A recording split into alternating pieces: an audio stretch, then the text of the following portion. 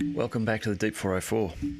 Just as I was about to start recording this report, I started to see notifications coming through on Telegram channels of the Palestinian attack on Israel. So, reportedly, what has just happened over the last couple of hours is that Hamas have launched thousands. There are headlines of 5,000 rockets launched against Israel. At this stage, there's a lot of conflicting reports, but bits and pieces are coming through. It seems that if I just show you the map here, sorry, not the map, show you what's on the screen here. This is a map indicating locations of rocket strikes. Reportedly, in Israel, there is talk that the Iron Dome, which is Israel's air defense system against the Hamas rocket systems, the Iron Dome system was overwhelmed in some areas just due to the number of rockets that were fired. They were able to get through the Iron Dome defense. The Israelis are talking about calling up a massive number of reservists. Remember, Israel is a nation where everyone must do military, a year of military training and service. So there are, I think anyone above about the age of 21 in Israel will have done that at some stage. There are reports that there are street battles going on in Israel, that there are Palestinian soldiers, militants who have crossed into Israel and are fighting and enforcing curfews in some area. I've seen some footage which reportedly shows a number of Israeli soldiers who had been killed. There's talks that one of their bodies may have been taken out of Israel and back to Palestine, reporting that the Israelis may have lost some piece of military equipment to the Palestinians, some Humvees, that type of thing. Also report that the IDF, the Israeli Defense Force, has lost a Merkava 4 tank. Now, I can't confirm that, corroborate at this stage, but this is some of the reporting that's coming out. There are reports that at least 5 people have been killed in the rocket attack. It will be over the next coming hours and days. We'll learn more about what has happened and what the reasoning is behind this attack of such a scale being launched now by Hamas. However, I think we can be fairly certain that the response by Israel on the Palestinian, on Hamas and the Palestinian nation and people will be very, very severe, I would suggest. Anyhow, that wasn't what I was going to be covering off. I just wanted to cover that briefly now, as that's just happening. I wanted to talk a bit about what's been going on in Ukraine over the last few days, and start by reading a little bit from a couple of Ukrainian Telegram channels. So the first piece that I'll read from here is from Strana, and Strana, a Ukrainian channel. So because this is a translation, some of the phrasing is a little bit unusual, but I think you kind of get the gist of it. So this is from Strana. Since the morning, the General Staff of the Ukrainian Armed Forces has been reporting numerous attacks by Russians. Firstly, in the area of the village of Zybino in the Kharkov region, near the border with Russia in the Volchansk region. 7 attacks were also repelled east of Makeyevka, Luhansk region, and northwest of Dibrova in the Donetsk region. To the south of Bakhmut, Russian troops tried to restore the lost position of Kleshcheevka and Andreevka, and to the north they advanced at Grigorovka. On the Vremevsky salient, the Russians attacked at Novodarovka and Rovnopol. In the Orekhovsky area, the Verbovoy and Rabotino districts, the Russians attacked. We I'll just read then just another one. This is from the Ukrainian channel Resident. So again, these are both Ukrainian channels. From Resident, the situation on the southern front has entered the positional stage, and now there is no point in expecting a result. The amount of Western weapons does not allow the Ukrainian Armed Forces to organize a full-scale offensive. The problem for the Ukrainian army is that the attack on Verbovoy comes from a fire bear, and all supply lines are under fire.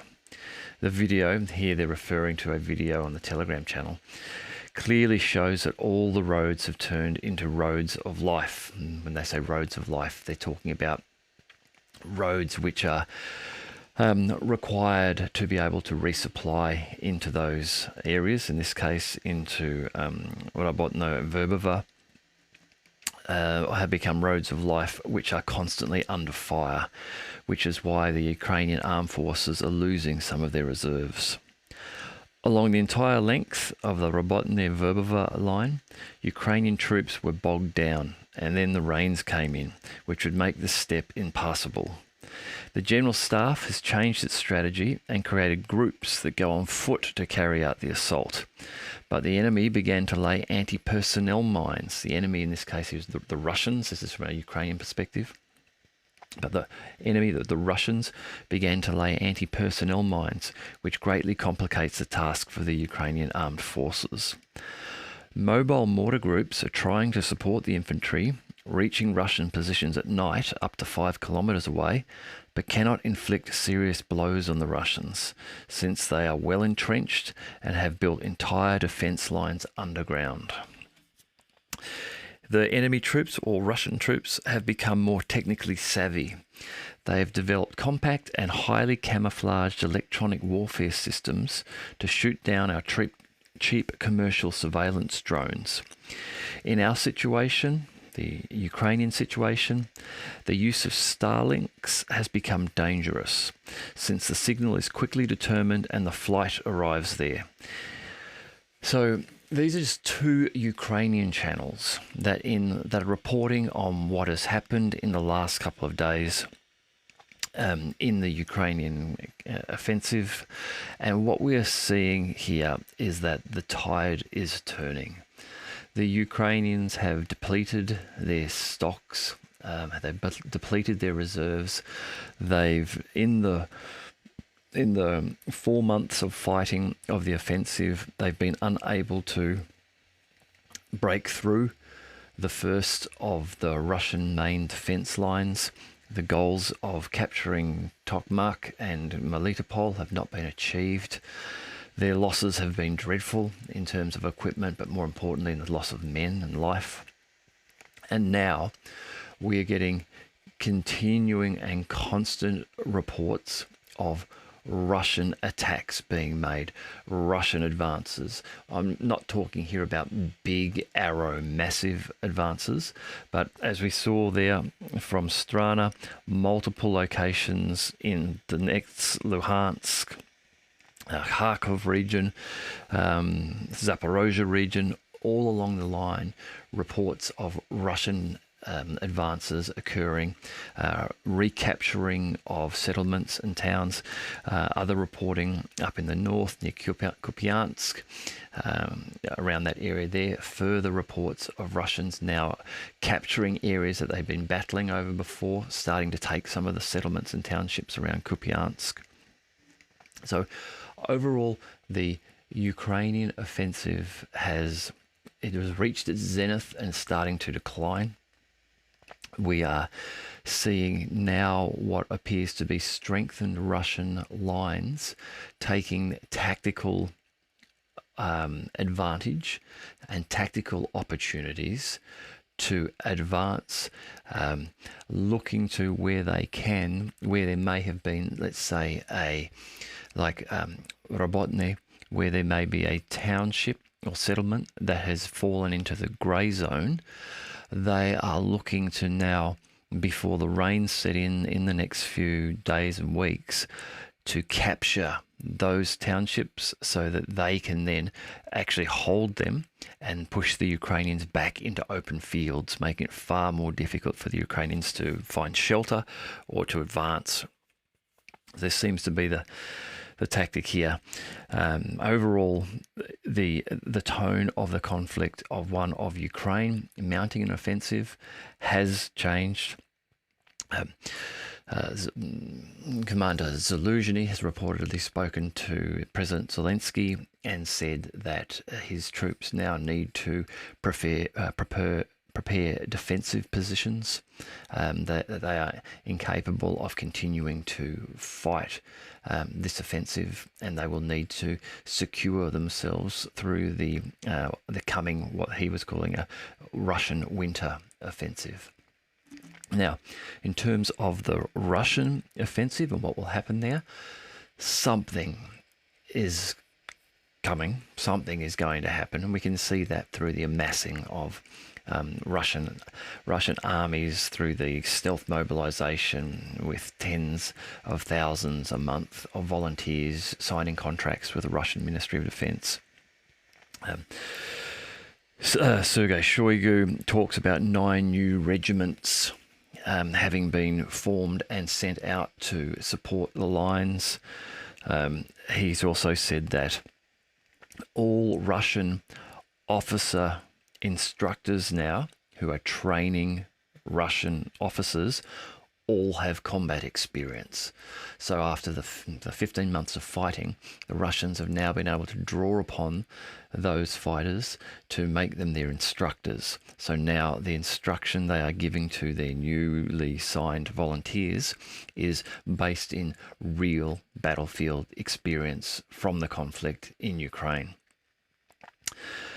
Shoigu says that over the last month, 38,000 volunteers have joined and that people are very eager to fight for Russia. He even mentioned that there are many women volunteering to support the conflict either in a military sense or beyond just domestically supporting it, but actually getting to support the military in some way. He has also, this is Defense Minister Sergei Shoigu, Russian Defense Minister, has tasked the Russian Aerospace Force to increase the pace of production and repair of equipment for the Su-34s. So the Su-34 fighter aircraft, they are of extreme use because they are optimized for low-level penetration and they can avoid radar detection that way by flying low. They also have an ability for their autopilot to fly at low levels. So this is their terrain hugging abilities, where you can set the plane to stay as low as you can above the ground, making it difficult for certain radar to see you, because the radar needs to look up above the ground clutter to look to clear skies in some areas, and the angle at which it can look down, unless it's elevated, means that you can fly under the radar. Also, the Su-34s reportedly, Sputnik is reporting that they are a tactical bomber for close operation. They've been upgraded to launch a long-range cruise missile, which is capable of carrying a conventional nuclear warhead. And this is likely to be the KH-101, a stealth missile. So this is Sergei Shoigu, again, indicating that Russian strength is growing, the pace and production of combat aircraft is growing, the number of volunteers to join the Russian armed forces is growing. All of this on the backdrop of things like increased attacks against command centers for the Ukrainians. If you just give me a moment here, I'll just find a video here. Where are we?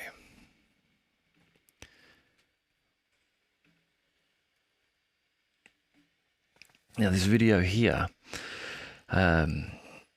is of the village of Alexandro Kalinov, where the operational headquarters has been hit by a bunker buster bomb. And you'll see just in a moment here the size of the crater. You can see how that's that's blown a hole meters deep into the ground, 5 or 6 meters deep. It's destroyed reinforced concrete. There's a, that's a 15, 20 foot wide crater.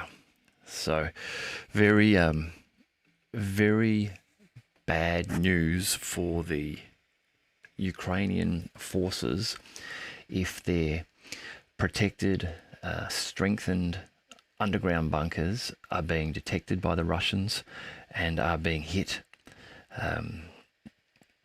There are reports from that particular hit that surviving commanders were being airlifted to Poland for medical treatment. Now, there's also here just another short video, and this is of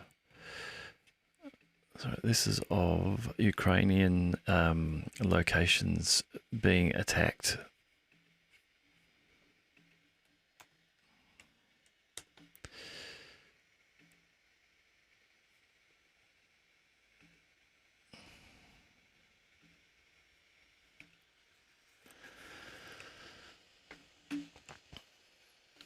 Again, the results here of Russian heavy bomb strikes, Fab 500s.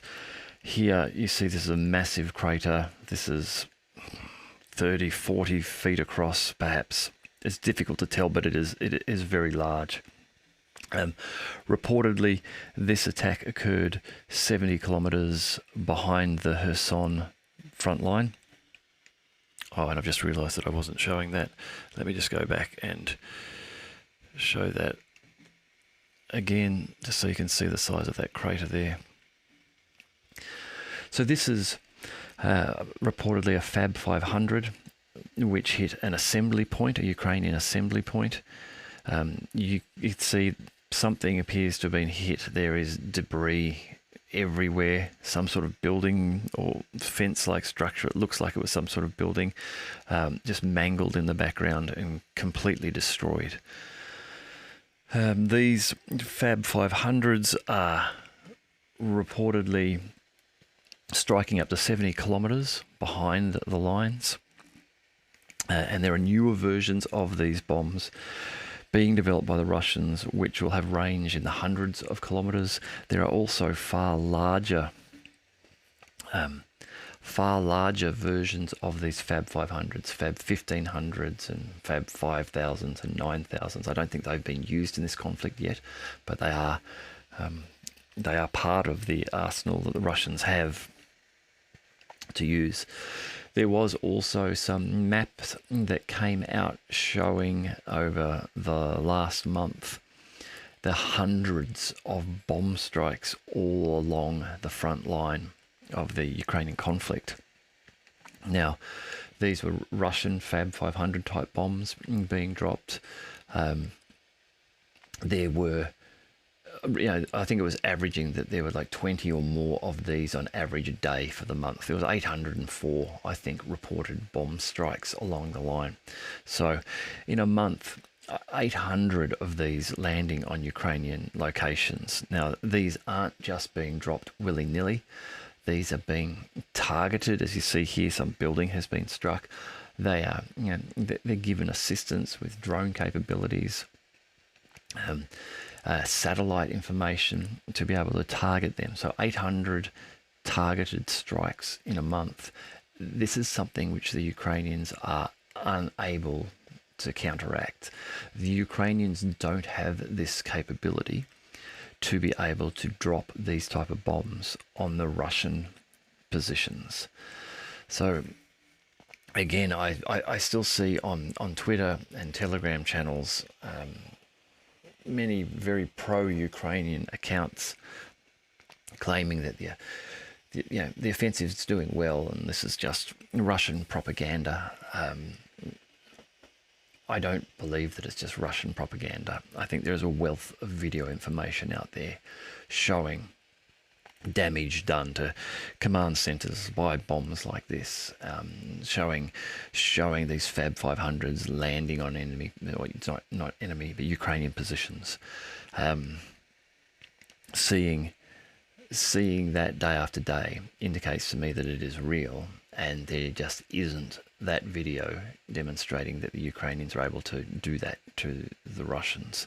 So again, this is another sign, I think, with this in the last month, this growing number of the examples of the Russian air forces being able to drop these bombs is just, again, an indication that the Ukrainian offensive has reached its peak and is unable to continue, and is rolling back. Is rolling back, and the Russians are starting to take an offensive here. And this isn't to say that support is stopped for Ukraine. Germany is proposing sending its Iris-T air defense and Gepard anti-aircraft guns to provide some cover to the Odessa region, the Black Sea ports of Ukraine and Mykolaiv, those port regions there.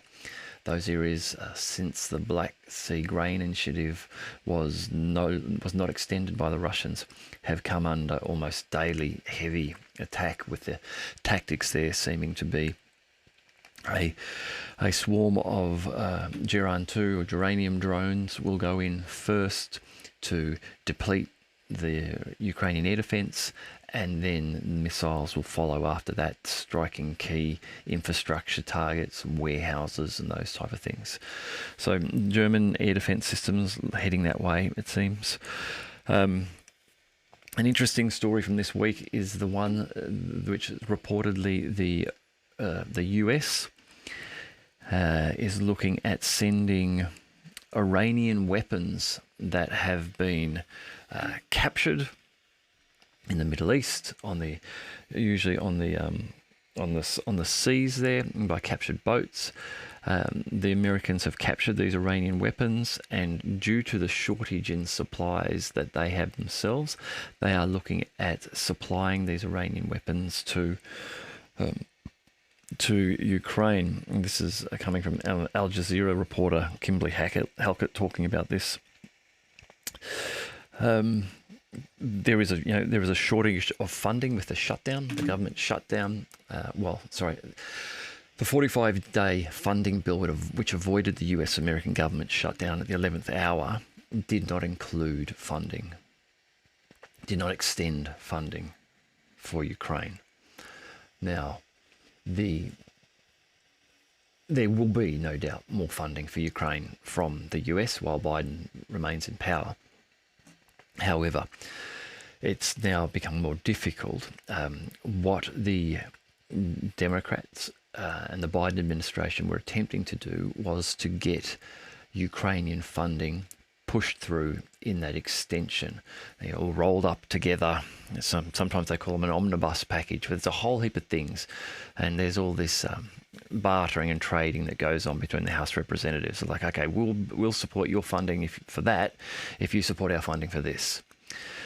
So in this case, the Ukraine funding didn't get in, which means now, which is something which the Biden administration won't want to have to do, they will now need to either wait and look for another bill which they can roll the Ukrainian funding into, or they'll have to create a specific one for Ukrainian funding. And Alexander Mercouris had some good insight on this, that the administration doesn't want to do this primarily because while the vote will most likely succeed and the funding for just a Ukrainian funding bill will go ahead, $24 billion is the amount which is being talked about. $24 billion is a lot. If it goes to a vote, it will publicly demonstrate the fact that there is no longer uni-party support and that there are many Republicans who will vote against it. And so that will become news, and that will then, again, it just becomes more news about the administration losing its grip, losing its ability to be able to push through funding, and having both parties supporting the idea of funding Ukraine further. We're seeing plenty of challenges around this in the at the moment, and this is what's leading to this inability to fund and the lack of supplies, is why these weapons captured around the Arabian Peninsula have been sent, or are planning to be sent. Olaf Scholz has also explained why he does not want to supply the Taurus missiles to Ukraine. He gave a number of reasons. One of them being that the Taurus missile system is a complex missile. It's difficult to program. Now, one of the benefits of the Taurus missile over the Scalp and the Storm Shadow is that it has a more complex fusing capability. You can fuse it to, for example, count the number of concrete floors that it has busted through before it detonates. So you might have a 10-story building and you would like to hit it from the top where it's weak, and you would like the Taurus missile to travel all the way down to the second and third floor and explode then, and not explode on the seventh and eighth floor because there's nothing there of any value. That type of thing is what you can do. They have a fusing mechanism which is able to count the seismic shock, the impact of going through the concrete layers, and then once it's got to the right level, it will explode. So he was saying that they're difficult to program for a target, and that they would require specialists, German specialists would have to be sent to Ukraine to be able to program the Taurus missiles, both in their fusing and in their range and their flight, because if there was a mistake made, then those Taurus missiles could leave the area of Ukraine and could strike Russian targets.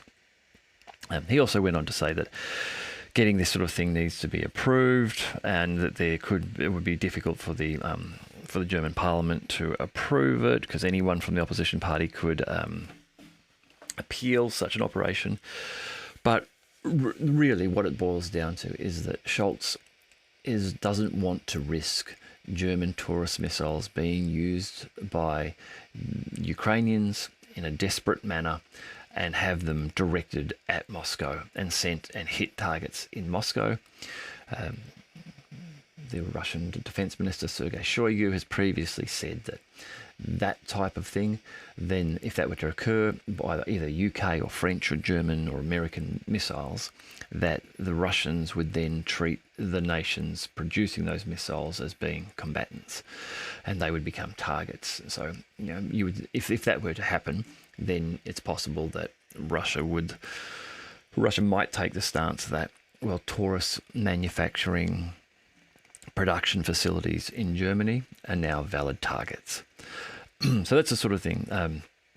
Scholz is not confident of getting into a fight with Russia. He doesn't want Germany to get into a fight. So he doesn't want the German Taurus missiles to be the trigger for Russia to strike Germany, and for Germany and NATO to then have to get into a fight where they know that that will not be successful for them. At this stage, they're struggling to provide the weapons that Ukraine requires, and they are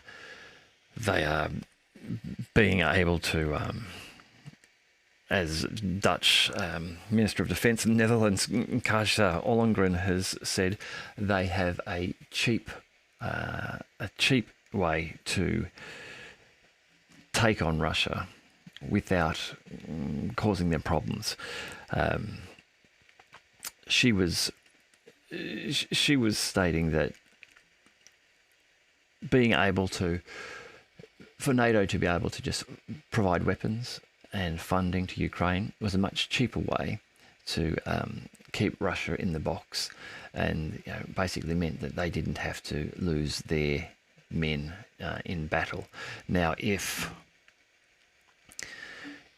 a Taurus missile struck Moscow or Rostov-on-Don or somewhere, and the Russians then retaliated and took out a German Taurus missile factory in Germany, then NATO and Germany would be obliged to get into the fight, and they would then have to put their own boots on the ground into Ukraine, and politically, they do not want to do this. They know that the political will of their constituents to support Ukraine and to get their own men into the fight is dwindling. So for that reason, the Taurus missiles are being delayed further, and who knows if we will see them arrive there at all. There's only been limited success for the Scalp and Storm Shadow missiles. There was a recent hit on the Black Sea Fleet headquarters building, which did hit that building, did some damage to that building, but reportedly didn't actually have any strategic advantage. It wasn't apparently an active headquarter building, and reportedly no Russian naval officers were killed or injured in the attack. So also we're getting again reports now, which I'll come to later on in the Ministry of Defence battle update, reports of targeted Russian strikes on stockpiles of Storm Shadow and Scalp missiles in Ukraine. This is not the first time that we've had reports of this. The Konstantinovka airfield, which was struck a few weeks ago, reportedly the strike there was aimed not at aircraft, but was aimed at the bunker that was housing the Storm Shadow missiles. And there was a significant and abrupt drop in Storm Shadow and Scalp activity for about a 6-week period after that. So the Germans may also be thinking that if they do supply a bunch of Taurus missiles, that there's a very good chance the Russians will locate them and they'll be destroyed on the ground before they get to do any damage anyhow. NATO is aware of this. The West is aware of this. The head of NATO's military committee says the arms industry needs to increase ammunition and weapons production as they have dried up due to the war in Ukraine. So the Warsaw Security Forum was on again this week. I think it was the 10th anniversary. And Admiral Rob Bauer, he said that while budgets had increased years before the conflict, the industry has not increased production capacity. So I guess if those budgets have perhaps gone into administration, like many areas of our economy, you get more administrators, you get less done, costs more. Perhaps that's what's been going on here. He then says this has led to higher prices already before the war. And that actually has been exacerbated by the fact that we now give away weapon systems to Ukraine, which is great, and ammunition, but not from full warehouses. We started to give away from half full or lower warehouses in Europe, and therefore the bottom of the barrel is now visible. We need the industry to ramp up production in a much higher tempo, and we need large volumes. So NATO are just not ready to get into a fight with Russia. And that's why we won't see things like Taurus missiles turning up in any great numbers. As I've said many times, we won't see F-16s turning up in any great numbers either, or Abrams. Again, the Americans are in a position where they recognise that F-16s and Abrams will be targets. They'll be destroyed as soon as the Russians can destroy them, and that's bad for their resale value. It's bad for the ability for them, when I say them, I mean the Americans, to be able to resell F-16s and Abrams to other nations. Any European nations would look at the blown-up Abrams and go, okay, they're no good in Europe, we won't buy them, we'll look at something else, So the economics and politics of war will impact the military operations to a continuing greater and greater extent. Now, the US, in terms of their aid, there may be some slowing down here. So House Republican Matt Gaetz, who is a strong Trump ally, he and a group of 7 other Republicans were able to remove Kevin McCarthy as a House Speaker. This is the first time this has been done. Interestingly, in the House, it was only the 8 Gaetz and the 7 other Republicans. So there's 8 Republicans who voted to remove McCarthy. All of the other people voting to remove him were Democrats. Again, interesting hypocrisy. Hillary Clinton came out and berated Matt Gaetz for doing this and for getting rid of the speaker, and it shouldn't be done. Yet 200 or more of the people who voted for it were Democrats, but she fails to mention or recognise that. Anyhow, that means that McCarthy's out. Now, McCarthy has been very sort of friendly in terms of bringing bills for funding for Ukraine to the House. There was also talks or accusations from Matt Gaetz that McCarthy had some backroom agreement with Biden to approve further funding through the House. And there are a number of Republicans now who just don't think it's a good idea to be funding Ukraine further, would at least like to see checks and balances in place to ensure that the weapons and aid aren't being used corruptly. There are growing reports too of weapons, American weapons sent to Ukraine turning up in Southern American nations, turning up in Mexico, turning up in the Middle East. Equipment turning up intended for the use on the Ukraine front lines being siphoned off onto the black market and sold elsewhere. In just some European news, we had the election in Slovakia, and Robert Fico, his Smer party gained the majority of the vote, and he's been given 2 weeks to form a coalition. And now he ran on a platform of not providing another cent or another bullet to Ukraine from Slovakia.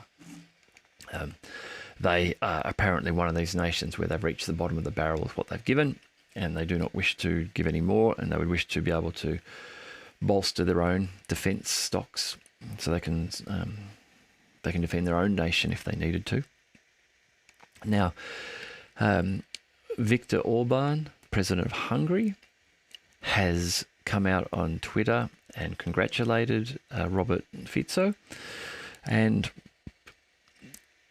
it appears as though while in the past they've had strained relations, they now, over common concerns, are becoming more friendly. So Hungary and Slovakia. This is some of the things that they would previously have been concerned about, like being nations, animosity because of neighbouring nations. That's been dropped, and instead they are now focusing on things like scepticism of the EU, which they both have, their dislike fundamentally on the concept of trans rights and immigration issues, non-European immigration into their nations. I think we're also seeing this with Poland as well, where at the present time we have different organisations, some European nations supporting NGOs and boats taking loads of young men from North African nations, bringing them into Europe. Now, with the EU sort of open border policies, once you get into Europe and you've got asylum there, then you can travel to many of those nations. I think we're starting to see with what's going on at the moment and what is being considered a immigration crisis for Europe, that the EU is starting to fracture. The idea of pulling together all of these European nations to work together under one common goal, it just historically doesn't work forever. Things like this have been tried before, but these European nations have long and rich and often blood-soaked history, extending 1,000 years or more back. Strong cultural differences and cultural ties. Trying to blend them all into one pan-European nation, it's just not going to work. We're also seeing continued sort of de-dollarization activities. The United Arab Emirates and the Arab Republic of Egypt have come to an agreement where they will now trade in local currencies in trade deals. So this is something which the BRICS organisations, which Egypt's a part of, they are looking to do to move away from a reliance on the dollar. They're trying to devalue or take the power of the American dollar away from the Americans, taking their power away of using it as a sanctions weapon against the nation, where in a unipolar world where the reserve currency is the US dollar, if the Americans say you're not allowed to purchase US dollars, you're not allowed to sell US dollars, you're not allowed to trade in US dollars, no one's allowed to trade with you in US dollars, then that's a weapon that can be used against a nation, because suddenly they can no longer trade internationally. Now, if there are multiple nations around the world who are saying, oh, no, US dollars, if you can't trade in them, fine, we'll just trade in our stuff, our locals, or we'll trade in rubles, or we'll trade in RMB, or whatever it might be, rupees. Now you've got options. And so that's happening. And here we're seeing another example of more of this happening. The Russians are reportedly boosting their gold supplies too. There's reports that the Russian gold stockpile has reached record levels. In 2022, Russia's gold reserves reached their highest level since the early 2000s, according to statistics from the World Gold Council. Russia has accumulated 2,332 tons of gold, marking it the highest level since 2000, when the World Gold Council began keeping these records. Now, there will be a couple of reasons for this. I mean, gold is a precious metal. It's used in a lot of electronic things like that. So Russia having a steady supply of that means it's no longer reliant upon other nations to get gold for that type of thing. But also looking towards a gold-backed currency. The BRICS is talking about doing things like this, getting away from some of the challenges of central bank currencies that are not tied to a commodity like gold. So part of the reason they're building up those levels there. The Ukrainian grain challenge is still one bubbling away. This isn't to do with the Black Sea Grain Initiative itself, although the British Defence Minister did have to, the Prime Minister had to wind back the Defence Minister's comments that the UK Navy should perhaps go into the Black Sea and escort Ukrainian ships to the Bosphorus. That's a different topic. But Poland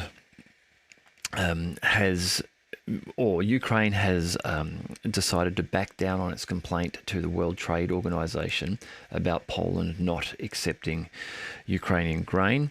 However, Poland has considered Ukraine's position of pausing the complaint not to be sufficient. The Piotr Muller from Polish cabinet has said, "We demand the withdrawal of the complaint, not the suspension of its consideration. This is a good step, but not enough. We are absolutely not talking about lifting the grain embargo," he said. So, again, this is one of those sort of fracturing signs within the EU, where Poland, Slovakia, Hungary, I think it was, have sort of been told by the EU that you can't ban the purchase of Ukrainian grain in your countries, and they've turned around and flatly rejected it and just said, no, we're not buying Ukrainian grain. It's being sold too cheaply. It's undermining our own domestic farmers, and we're looking after our farmers. There's also been challenges with some of the Ukrainian grain that has been supplied last year, where apparently it was full of toxins of some type, and so it was rejected for those reasons as well. Just before I get to the Ukraine battlefront update, I just want to cover off a couple of other areas that we've talked about recently. Armenia and Azerbaijan, the Nagorno-Karabakh conflict, which has happened over the last couple of weeks there. A meeting in Granada, Spain, has been called between the EU, Germany, France, and Armenia to talk about Nagorno-Karabakh. Azerbaijan was invited, but Turkey wasn't invited. Now, Turkey plays a large part in any relations in this area, in any conflict settlement between Armenia and Azerbaijan. Turkey would normally be involved in. Azerbaijan ended up pulling out, saying that if Turkey's not going to be included, then we're not going. Now, it does seem interesting that Spain, Germany, France are involved in these talks with Armenia and Azerbaijan, particularly that Germany is over 2,500 kilometers away from Armenia. Neither Armenia or Azerbaijan are EU members, and yet the EU is at the talks there. Now, the Armenian Prime Minister Nikol Pashinyan is going to attend these talks, and what is interesting here is that this is another example of the collective West trying to get a foothold in the area. So Armenia in the past has had support from Russia. Now Pashinyan has been wooed to the West. He's given up Nagorno-Karabakh to cut those ties, give that to Azerbaijan. The 100 or so thousand ethnic Armenians are fleeing back to Armenia. He no longer has to deal with that headache. It makes it easier then for him to be able to say, hey, get me into the EU. You know, I don't have any border disputes. I meet your requirements. Also, this week it's been announced that France has signed an agreement that will enable French military assistance to Armenia. French Foreign Minister Catherine Colonna said, "I'd like to publicly state that France has agreed on future contracts with Armenia, which will allow the delivery of military equipment to Armenia so that it can ensure its defense." So there's just, in some respects, parallels the whole Ukrainian thing. This is an area which the US and the EU don't have great ties. You know, the Russians have military forces in Armenia, and now France signing a deal to give military support. This is just coming a few weeks after Nikol Pashinyan, the Prime Minister of Armenia, conducted the Joint Eagle military exercises with the Americans, and at the same time failed to host the CSTO military exercises that Armenia were meant to hold at that stage. So he's certainly making a move towards the West, and the West definitely looking to get a foothold in that area if they can. Now, Abkhazia. So Abkhazia, again, popped up in the news in the last couple of weeks, where they are just on the southern border of Russia near Sochi, and Russia provides them with sort of security. The Abkhazian president Aslan Vizhani has said in an interview that Abkhazia does not exclude the possibility of joining the Union state of Russia and Belarus in the future, as he believes it aligns with the republic's development interests. So he's also considering preparing to deepen military technical cooperation with the Russian Federation, and joint exercises between the two states are already underway. Bazani mentioned that a new permanent Russian Navy base will be established on the Black Sea coast in Abkhazia. This is again, part of Russia looking to strengthen its ties in this area. Abkhazia has reportedly is important to the Russians in that it is so close to Sochi. Sochi is the summer playground for the Russians, and so they want Abkhazia just to remain nice, friendly, safe place close to the Russian border there. In Syria too, there has yesterday reports of militants attacking a military university graduation in Homs with a drone where 70 people have died. Apparently among them were generals and military officers at the graduation, the students graduating and their parents and family who were there to see the graduation. So this, I guess, is an indication that the Syrian conflict hasn't stopped. The opposing forces in the Idlib region will, President Assad will look to remove them. This will be a trigger point which will continue fighting there, so I'd look to remove them from that area. And again, this is another example of the changing face of war, where like a drone has been used here. So, a drone has been used to fly to this military graduation ceremony and strike it. Not just like a rocket attack, or someone didn't, pardon me, plant a bomb in a suitcase under the seating stand or something like that. So it's been another drone attack. Anyhow, going now to the battle update for Ukraine, and as I started, the overall tone of the conflict is one of the tide turning, is how it seems, of just a slow move back of momentum, and the momentum is now in the Russian favour, and this appears to be happening all along the line. I'll read through. This is the weekly summary from the Ministry of Defence. It's from the period of the 29th of September to the 6th of October 2023. The Russian Federation carried out 14 group strikes by long-range precision weapons and unmanned aerial vehicles at the AFU, the Armed Forces of Ukraine, military facilities. The strikes hit ammunition depots, missile and artillery weapons in the Poltava region, Mirgorod. There was reports yesterday of a warehouse of Storm Shadow and Scalp cruise missiles being struck and destroyed. Military equipment, as well as accommodation points for Ukrainian servicemen, nationalists and foreign mercenaries.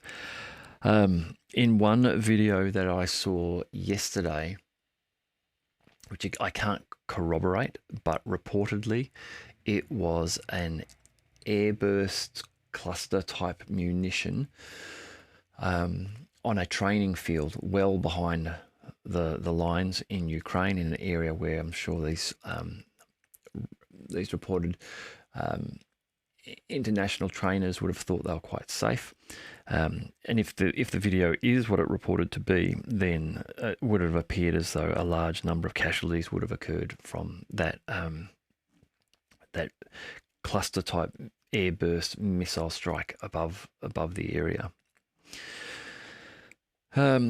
As a result of the strikes, as the Ministry of Defence reporting goes on to say, one SKD workshop for Punisher and Furia attack and reconnaissance UAVs was destroyed, along with storage facilities for HIMARS projectiles, Storm Shadow and Scalp cruise missiles, and explosive manufacturing components for ammunition production.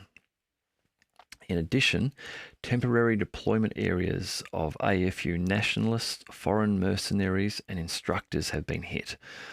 This comment here is the one that makes me think that the video that I saw may be legitimate. Again, I can't confirm that, but that's what it was reportedly showing. In the Kupiansk direction, where the Zapad group of forces operating, they've repelled 4 attacks by AFU units. Aviation and artillery, Russian aviation and artillery, launched strikes at the Ukrainian 25th Air Assault, 14th, 43rd and 92nd Mechanized Brigades near Sinkovka and Timkovka in the Kharkov region, Novodarovka and Novolyubovka in the Luhansk People's Republic. The enemy losses in this week-long period were more than 405 servicemen, 5 tanks and other armoured fighting vehicles, 15 motor vehicles, as well as 15 field artillery cannons. 4 ammunition depots were destroyed near Volchansk, Kupiansk and Lipsky in the Kharkov region. In the Krasny Liman direction, and this is just moving south down from Kupiansk, the Ukrainian Armed Forces, using the 12th Special Forces Brigade, the 63rd and 67th Mechanized Brigades, made unsuccessful attempts to regain lost positions near Yampolovka in the Donetsk People's Republic, Chervonaya Dibrova, Kuzmino in the Lugansk People's Republic. So that was unsuccessful attempts to regain lost land. As a result of the actions of the centre group of Russian forces using airstrikes, artillery fire and heavy flamethrowers, those TOS-1 thermobaric systems, 17 enemy attacks were repelled. The Armed Force of Ukraine losses amounted to more than 430 Ukrainian troops killed and wounded, 13 armoured fighting vehicles, 14 motor vehicles, as well as 12 guns. Then moving from Krasny Liman to Donetsk. So here we're going for the Bakhmut region down to Donetsk city in the south then of Donetsk a little. In Donetsk direction, the Ukrainian units continue to strengthen the defence close to Avdiivka, Mariinka and Toretsk in the Donetsk People's Republic. At the same time, the Ukrainian units made an attempt to carry out offensive actions towards Pervomoyskoye, Nevelskoye and Krasnogorovka. Over the week, the Yug group of Russian forces have repelled 34 AFU attacks in the Donetsk region. As a result of the fighting, the Ukrainians have lost more than 1,745 Ukrainian troops killed and wounded. These numbers, if you recall, the Ministry of Defence reports they get these numbers for troop losses, Ukrainian troop losses, via intercepted communications. They don't attempt to count or estimate these, but they get them from communications from the Ukrainians. 1,745 Ukrainian troops killed and wounded in the Donetsk area in this week. 18 tanks and other armoured fighting vehicles, 27 motor vehicles, 13 field artillery guns, as well as 1 Grad MLRS launcher. Aviation and missile troops destroyed 3 ammunition depots. Now, people will say, oh, you can't believe those numbers. And look, I agree, it's Russian Ministry of Defence numbers that I'm reading out here. But as I've said before, I read them because they're consistently provided and we can see trends and things. However, if you do follow Telegram channels, if you were to take an hour on any day and review some of the channels that show the daily footage of the losses, the verified video confirmed losses, you would rapidly start to tally some large numbers. Just as an example, this is going back a couple of weeks now, Weeb of Weeb Union on YouTube, he had just done some of his own analysis and had identified, I think it was 30 Leopard tanks that he had been able to confirm. Like that, and that number you weren't really hearing around, but he'd just gone and looked at all the different bits of video evidence, and that, over the period of time of the last 3 months, 3.5 months, and had counted them up. So these numbers of, in a week, 18 tanks and armoured fighting vehicles and 27 motor vehicles and 13 field artillery guns. While I'm not saying you'd see video for all of them, I think that you would be able to find enough that you would go, well, given that we wouldn't see all of them, therefore the number that we can see would represent a minimum number of losses. The number would be higher. That you could start to appreciate that these numbers may not be wildly inaccurate or not orders of magnitude inaccurate. In that Donetsk region, also it's reported that aviation and missile troops destroyed 3 ammunition depots. In the South Donetsk direction, the Russian units have repelled 11 Ukrainian attacks over the week. This is a sign of the decrease. 11 attacks in a week in the South Donetsk region. This is through the Vremevsky salient through there, and to the west of Priutne. For 11 attacks during the week is definitely a slowing down in the activity from the Ukrainians. In addition, airstrikes and artillery fire struck clusters of AFU manpower and hardware. The enemy losses were more than 755 servicemen killed and wounded, 8 tanks and other armoured fighting vehicles, 19 motor vehicles, as well as 11 field artillery guns.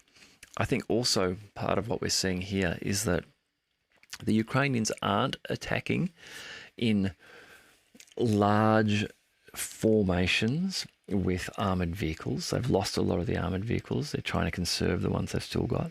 Reportedly, they're sending out small groups of men to attack, but there are many videos that you can see now on Telegram which are showing attacks like the bomb strikes that I showed at the start, which are showing FPV drone attacks. And these are on Ukrainian positions. These aren't attacking advancing Ukrainians. These are behind the line attacks. The headquarters, that video I showed, the bomb, the crater, the reinforced bunker that had been destroyed by a bunker busting missile or bomb, was 70 kilometers behind the front line. So these numbers here, while the attacks are like only 11 attacks in a week, but nearly more than 750 men reportedly killed and wounded, is because I think the Russians are getting the upper hand with these bombs and with their artillery, and are just striking the Ukrainians before they attack behind their lines. In the Zaporozhye direction, the Russian troops took intensive action to capture favourable lines and new positions. Again, we're starting to see here now reports of the Russians moving forward, capturing new positions. They repelled 2 counterattacks of the Ukrainian 65th Mechanized and 71st Jaeger Brigades close to Verbovoy and Rabotino. During the week, the enemy's losses totaled over 320 Ukrainian troops killed and wounded, 14 armoured fighting vehicles, 20 motor vehicles, and 25 field artillery guns. And we do see videos coming out now too of large numbers of destroyed equipment in areas. Vehicles driving down a road and just going past shell after hulk after body of burnt out and destroyed pieces of Western and Ukrainian equipment. In the Kherson direction, the enemy units made unsuccessful attempts to capture bridgeheads on islands on the left bank of the Dnieper.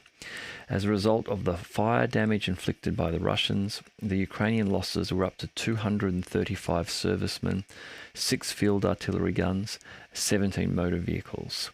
In addition, 5 ammunition depots were destroyed.